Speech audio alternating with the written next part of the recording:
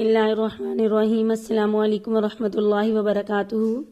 عزیز طالبات، اس سے پہلے والے سبق میں آپ نے وضو کا طریقہ، نماز، اذان اور نماز کے جو اذکار و اصطلاحات ہیں وہ آپ نے پڑھ لی تھیں۔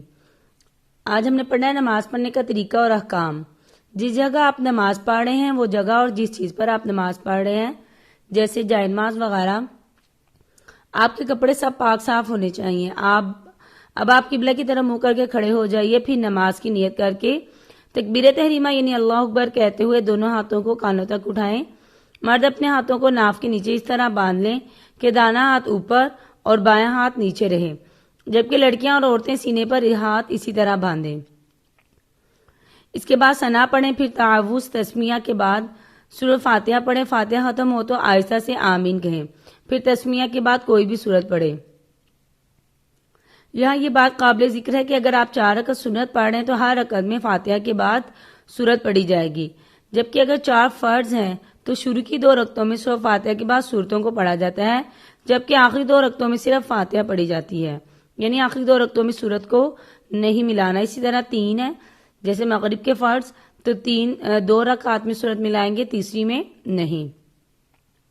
سورت پڑھنے کے بعد رکوع کے لیے اللہ اکبر کہتے ہوئے جھک جائیے اور رکوع کی تسبیح 3 یا 5 مرتبہ پڑھیں، پھر تسمیہ کہتے ہوئے سیدھے کھڑے ہو جائیں۔ سیدھے کھڑے ہونے کے بعد تحمید کہیں، پھر تکبیر کہتے ہوئے یعنی اللہ اکبر سجدے میں چلے جائیں۔ سجدے کی حالت میں سجدے کی تسبیح 3 یا 5 مرتبہ پڑھیں، پھر تکبیر کہتے ہوئے اٹھ کر بیٹھ جائیں، پھر دوبارہ تکبیر کہتے ہوئے سجدے میں چلے جائیں اور دوبارہ سے سجدے کی تسبیح پڑھیں، پھر تکبیر کہتے ہوئے سجدے سے اٹھ کر سیدھے کھڑے ہو جائیں۔ اسی طرح سب رکعتیں پڑھ لیں۔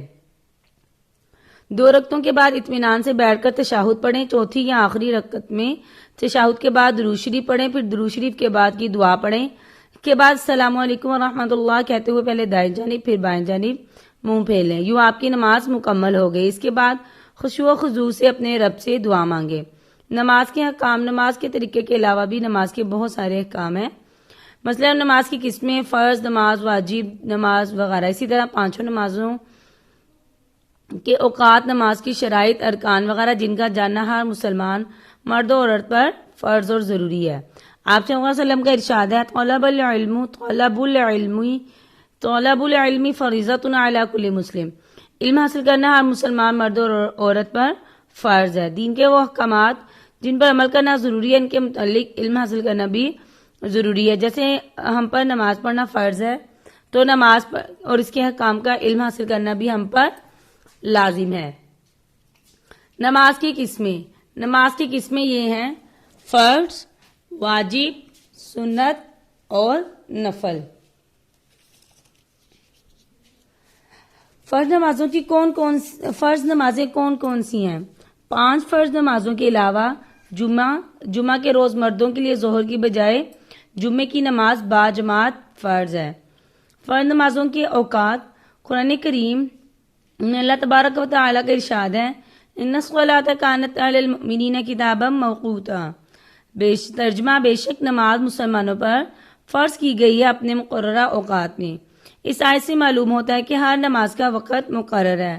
احادیث مبارکہ میں اس کی تفصیلات بیان کی گئی ہیں اور نبی کریم صلی اللہ علیہ وسلم نے اپنے عمل سے بھی اس کی وضاحت کی ہے۔ 5 وقتہ فرض نمازوں کے اوقات حسب ذیل ہیں: فجر صبح صادق سے لے کر سورج طلوع ہونے سے پہلے تک، ظہر سورج ڈھلنے کے بعد سے شروع ہو کر سایہ اصلی کے علاوہ 2 مثل سایہ ہونے تک، عصر سایہ اصلی کے علاوہ 2 مثل سایہ ہو جانے کے بعد سے شروع ہو کر غروب آفتاب سے پہلے تک، مغرب سورج کے غروب ہونے کے بعد سے شروع ہو کر شفق ابیض کے غائب ہونے تک، عشاء شفق ابیض کے غائب ہونے سے لے کر صبح صادق تک۔ اوقات نماز کی وضاحت۔ ہم نے نماز کے اوقات پڑھے، اب ان میں کچھ اوقات ایسے ہیں جن کی وضاحت، جن کی تفصیل جاننا ضروری ہے۔ صبح کاذب، سورج نکلنے سے اندازاً 1.5 گھنٹہ پہلے مشرق کی طرف سے آسمان کے کنارے پر ایک سفیدی ظاہر ہوتی ہے۔ وہ سفیدی زمین کی طرف سے اٹھ کر اوپر کی طرف ایک کھمبے کی شکل میں اونچی ہوتی ہے، اسے صبح کاذب کہتے ہیں۔ صبح صادق، صبح کاذب والی سفیدی جب غائب ہو جاتی ہے، اس کے بعد دوسری سفیدی ظاہر ہوتی ہے جو مشرق کی طرف سے دائیں اور بائیں جانب کو پھیلتی اٹھتی ہے۔ یعنی آسمان کے مشرقی کنارے پر پھیلی ہوئی ہوتی ہے، صرف اوپر کی طرف لمبی لمبی نہیں ہوتی، اسے صبح صادق کہتے ہیں۔ اسی صبح صادق کے نکلنے سے نماز فجر کا وقت شروع ہوتا ہے اور سورج نکلنے سے پہلے تک رہتا ہے۔ جب سورج کا ذرا سا کنارہ بھی نکل آیا تو نماز فجر کا وقت جاتا رہا۔ کیونکہ سورج مشرق کی طرف سے نکلتا ہے، اس لیے یہ سفیدی، یہ چاہے صبح کاذب والی ہے چاہے صادق والی ہے، یہ مشرق کی طرف، صبح کاذب میں سفیدی کھمبے کی طرح اوپر کو اٹھتی ہے اور صبح صادق میں سفیدی پھیلی ہوئی ہوتی ہے۔ دوپہر، سورج نکل کر جتنا اونچا ہوتا جاتا ہے ہر چیز کا سایہ گھٹتا جاتا ہے۔ جب سایہ گھٹنا بند ہو جائے اس وقت کو ٹھیک دوپہر کہتے ہیں۔ پھر جب سایہ بڑھنا شروع ہو جائے تو سمجھو دن ڈھل گیا، اسی کو زوال آفتاب کہتے ہیں۔ آپ نے یہ دیکھا بھی ہوگا طالبات، جب سورج نکلتا ہے تو تمام چیزوں کا سایہ تقریباً چھوٹا ہوتا جاتا ہے، اور جب بالکل دوپہر سورج درمیان میں ہوتا ہے تو تب کیا ہوتا ہے، سایہ بڑھنا شروع ہو جاتا ہے، بالکل سورج درمیان میں آ کر ذرا سا سک جاتا ہے، اس کو کیا کہتے ہیں، زوال آفتاب کہتے ہیں، اور اسی سے سایہ جو ہے وہ بڑھنا شروع ہو جاتا ہے۔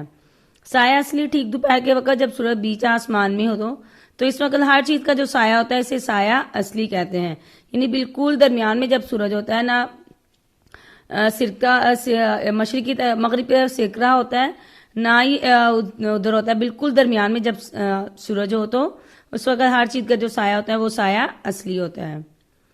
مثال، سایہ اصلی کے علاوہ جب ہر چیز کا سایہ اس کے برابر ہو جائے تو کہا جائے گا سایہ ایک مثل ہے، یعنی سایہ اصلی جو کسی چیز کا سایہ ہے اس کے علاوہ اس کے، یعنی ایک تو وہ سایہ نا، جیسے کوئی سٹک لے لیں آپ، وہ کھڑے کر کے دیکھیں تو جو جتنا سٹک کا سایہ ہوگا وہ سایہ اصلی ہے، اور ہر چیز کا سایہ اس کے برابر ہو جائے تو کیا کہیں گے، ایک مثل ہو گیا۔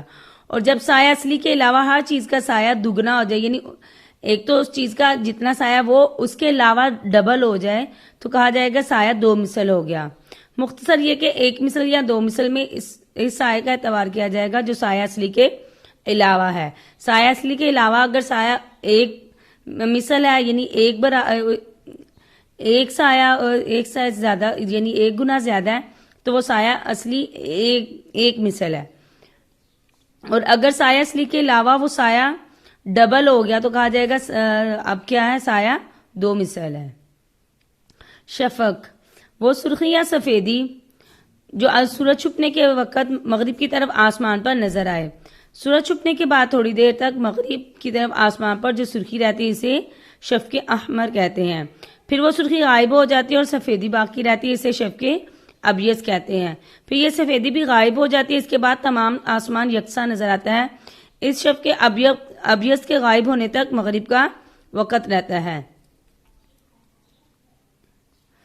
نماز کے مستحب اوقات، ہر فرض نماز کے لیے آغاز اور اہتمام کا وقت ضرور مقرر ہے، جیسے کہ آپ نے بھی پڑھا، نماز کا وقت شروع ہونے کے بعد اور ختم ہونے سے پہلے نماز پڑھ لی جائے تو نماز ہو جائے گی۔ البتہ ہمارے پیارے نبی حضرت محمد صلی اللہ علیہ وسلم نے 5 وقتہ نمازیں ان کے مقررہ اوقات میں سے جس وقت میں پڑھی وہ وقت اس نماز کے لیے مستحب اور بہتر وقت کہلائے گا۔